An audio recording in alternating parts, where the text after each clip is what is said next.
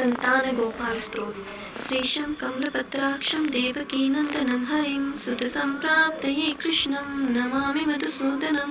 नमामि वासुदेवं सुतसम्प्राप्तये हरिं यशोदां कगतं बालं गोपालं नन्दनन्दनम् अस्माकं पुत्रलाभाय गोविन्दं मुनिवन्दितं नमामि वासुदेवं देवकीनन्दनं सदा गोपालं डिम्बकं वन्दे कमलापतिमच्युतं पुत्रसम्प्राप्तये कृष्णं नमामि यदुपुङ्गवं पुत्रकामेष्टिफलदं कञ्चाक्षं कमलापतिं देवकीनन्दनं वन्दे सुतसम्प्राप्तये मम पद्मापते पद्मनेत्र पद्मनाभ जनार्दन देहि मे तन्यं श्रीश वासुदेव जगत्पते यशोदा कगतं बालं गोविन्दं मुनिवन्दितम् अस्माकं पुत्रलाभाय नमामि श्रीशमच्युतं श्रीपते देवदेवेशे दीनार्तिहरणाच्युत गोविन्द मे सुतं देहि नमामि तवां जनार्दन भक्तकामद गोविन्द भक्तं रक्ष शुभप्रद देहि मे तन्यं कृष्ण रुक्मणी वल्लभो प्रभो रुक्मणीनाथ सर्वेश देहि मे तन्यं सदा भक्तमन्दार पद्माक्ष तवाहं शरणं गत देवकी सुत गोविन्द वासुदेव जगत्पते देहि मे तन्यं कृष्ण तवाहं शरणं गत वासुदेव जगत्वन्द्य श्रीपते पुरुषोत्तम देहि मे तन्यं कृष्णं तवाहं शरणं गत कञ्जाक्षकमलाना परकारुणिकोत्तम देहि मे तन्यं कृष्ण तवाहं शरणं गत लक्ष्मीपते पद्मनाभ मुकुद मुनिवन्दित देहि मे तन्यं कृष्ण तवाहं शरणं गत कार्यकारुणरूपाय वासुदेवाय ते सदा नमामि पुत्रलाभार्थ सुखदाय बुद्धाय ते राजीव नेत्र श्रीराम रावणारे हरे कवे तुभ्यं नमामि देवेश तन्यं देहि मे हरे अस्माकं पुत्रलाभाय भजामि त्वां जगत्पते देहि मे तन्यं कृष्ण वासुदेव रमापते श्रीमान् नीमान चोर गोपी वस्त्रापहारक देहि मे तन्यं कृष्ण वासुदेव जगत्पते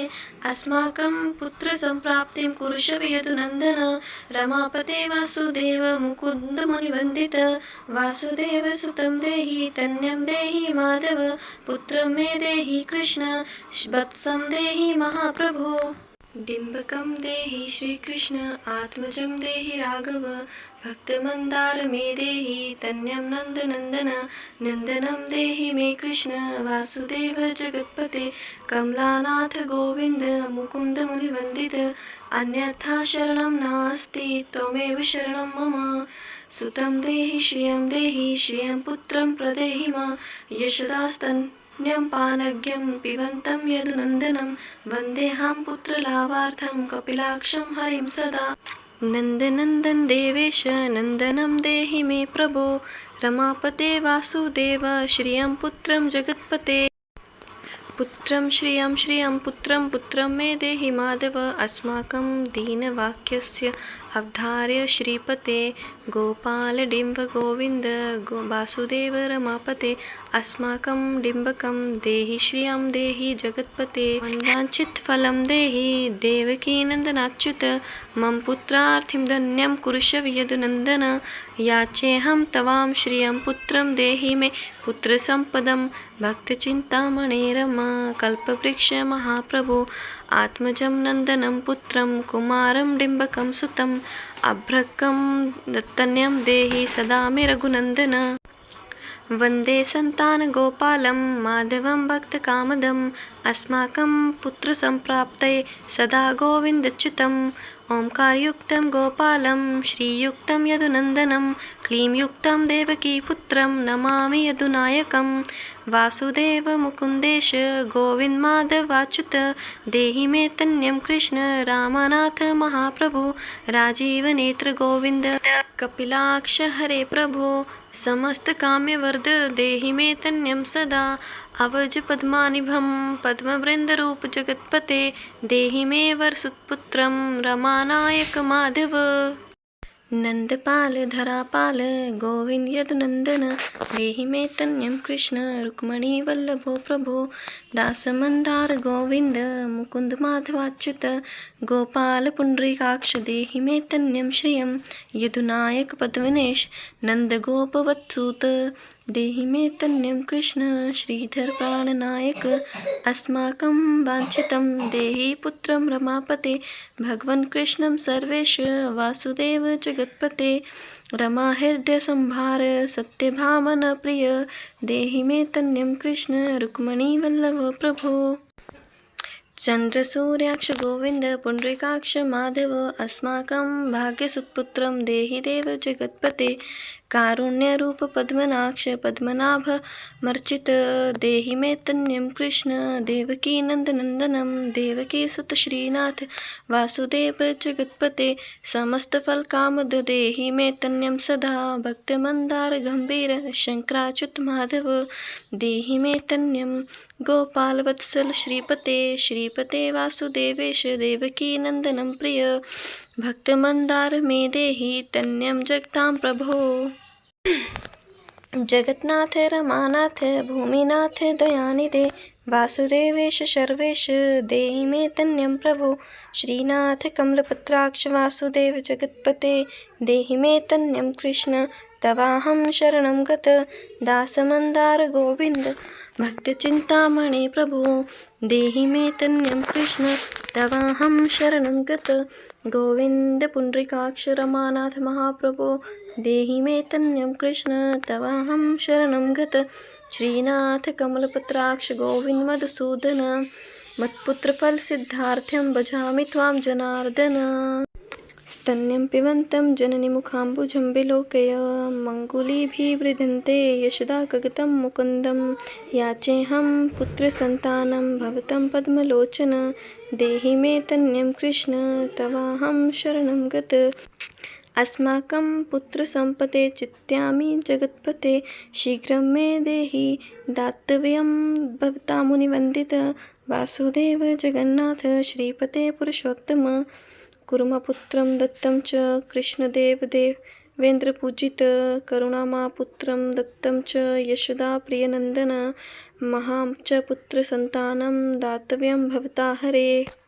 वासुदेव जगन्नाथ गोविन्देवकीसुत देहि मे तन्यं राम कौसल्या प्रियनन्दन पद्मपत्राक्ष गोविन्द विष्णु वामन माधव देहि मे तन्यं सीताप्राणनायक राघव कञ्जाक्ष कृष्ण देवेन्द्र मंडित मुनिवन्दित लक्ष्मणाग्रज श्रीराम देहि मे तन्यं सदा देहि मे तन्यं राम दशरथ प्रियनन्दन सीतानायक कञ्जाक्ष मुचुकुन्द वरप्रद विभीषणस्य या लङ्का प्रदत्ता भवता पुरा अस्माकं तत्प्रकारेण तन्यं देहि माधव भवदीये पद्मावोजे चिन्तयामि निरन्तरं देहि मे तन्यं सीता प्राणवल्लभ राघव राममत्काम्यवरद पुत्रोत्पत्तिफलप्रद देहि मे तन्यं श्रीश कमलासनवन्दित राम राघव सीतेश लक्ष्मणानुज देहि मे भाग्यवत्पुत्र संतानं दशरथामजे श्रीपते देवकी गर्भसञ्जात यशोदा प्रियनन्दन देहि मे तन्यं राम कृष्ण गोपाल माधव कृष्ण माधव गोविन्द वामनाच्युत शङ्कर देहि मे तन्यं श्रीश गोपबालक नायक गोपबाल महाधन्यं गोविन्दाच्युत माधव देहि मे तन्यं कृष्ण वासुदेव जगत्पते दिशतु पुत्रं देवकीनन्दनोऽयं दिशतु शीघ्रं भाग्यवत्पुत्रलाभं दिशतु श्रीशो राघवो रामचन्द्रो दिशतु पुत्रं वंशविस्तारहेतो दीयतां वासुदेवेन तन्यो मत्प्रियसुत कुमारो नन्दनो सीतानायकेन सदा मम राम राघव गोविन्द देवकीसुत माधव देहि मे तन्यं श्रीश गोपबालक नायक वंशविस्तारपुत्रं देहि मे मधुसूदन सुतं देहि तवाहं शरणं गत ममाभीष्टसुतं देहि कंसारे माधवच्युत सुतं देहि तवाहं शरणं गत चन्द्रकर्ककल्पेऽर्पर्यन्तं तन्यं देहि माधव सुतं देहि तवाहं शरणं गत विद्यावन्तं बुद्धिवन्तं श्रीमन्तं तन्यं सदा देहि मे तन्यं कृष्ण देवकीनन्दन प्रभो नमामि त्वां पद्मनेत्र सुतलाभाय कामदं मुकुदं पुण्डरीकाक्षं गोविन्दं मधुसूदनं भगवन् कृष्ण गोविन्द सर्वकामफलप्रद देहि मे तन्यं स्वामिं सत्त्वाहं शरणं गत स्वामिं सत्त्वं भगवन् रामकृष्णमाधवकामद देहि मे तन्यं नित्यं तवाहं शरणं गत तन्यं देहि गोविन्द कञ्जाक्षकमलापते सुतं देहि तवाहं शरणं गत पद्मापते पद्मनेत्र पद्मुञ्जनकप्रभो सुतं देहि तवाहं शरणं गत शङ्खचक्र गदा खड्ग शारङ्ग पाणे रमापते देहि मे तन्यं कृष्ण तवाहं शरणं गत नारायण रमानाथ राजीपत्रलोचन सुतं मे देहि देवेश पद्मपद्मानुवन्दित राम राघव गोविन्द देवकी वरनन्दन रुक्मणीनाथ सर्वेश नारदादिसुचित देवकी सुत गोविन्द वासुदेव जगत्पते देहि मे तन्यं श्रीश गोपबालकनायक मुनिवन्दित गोविन्द रुक्मणी वल्लभ प्रभो देहि मे तन्यं कृष्ण तवाहं शरणं गत गोपिकार्जित पङ्केज दासकमांस देहि मे तन्यं कृष्णं तवाहं शरणं गत रामहृदयकेज लोलमाधवकामद ममाभीष्टसुतं देहि त्वामहं शरणं गत वासुदेव रमानाथ दासानां मङ्गलप्रद देहि मे तन्यं कृष्ण तवाहं शरणं गत कल्याणप्रद गोविन्द मुरारे मुनिवन्दित देहि मे तन्यं कृष्ण तवाहं शरणं गत पुत्रप्रद मुकुन्देश रुक्मणीवल्लभ प्रभो देहि मे तन्यं कृष्ण तवाहं शरणं गत पुण्डरीकाक्ष गोविन्द वासुदेव जगत्पते देहि मे तन्यं कृष्ण तवाहं शरणं गत दयानिधे वासुदेव मुकुन्द मुनिवन्दित देहि मे तन्यं कृष्ण तवाहं शरणं गत पुत्रसम्पत्प्रदातारं गोविन्दं देवि पूजितं वन्दामहे सदा कृष्णं पुत्रलाभप्रदायिनं करुणानिधे गोपी वल्लभाय मुराराय नमस्ते पुत्रलाभार्थं देहि मे तन्यं विभो नमस्तस्मै रमेशाय रुक्मणीवल्लभाय ते देहि मे तन्यं श्रीश गोपबालकनायक नमस्ते वासुदेवाय नित्यश्रीकामकाय च पुत्रदाय च सम्प्रदाशायिने रङ्गशायिन रमानाथ मङ्गलप्रद माधव देहि मे तन्यं श्रीश गोपबालकनायक दासस्य मे सुतं देहि दीनमन्दार राघव सुतं देहि पुत्रं देहि रमापते यशोदा तन्याभीष्टपुत्र दानरत सदा देहि मे तन्यं कृष्ण तवाहं शरणं गत मदीष्टदेव गोविन्द वासुदेव जनार्दन देहि मे तन्यं कृष्ण तवाहं शरणं गत नीतिमान् धनवान् पुत्रो विद्यावान् प्रजायते भगवन् सत्त्वकृपायश्च वासुदेवेन्द्रपूजित य पठेत् पुत्रशतकं सोऽपि सुपुत्रवान् भवेत् श्रीवासुदेवकथितं स्तोत्ररत्नां सुखाय च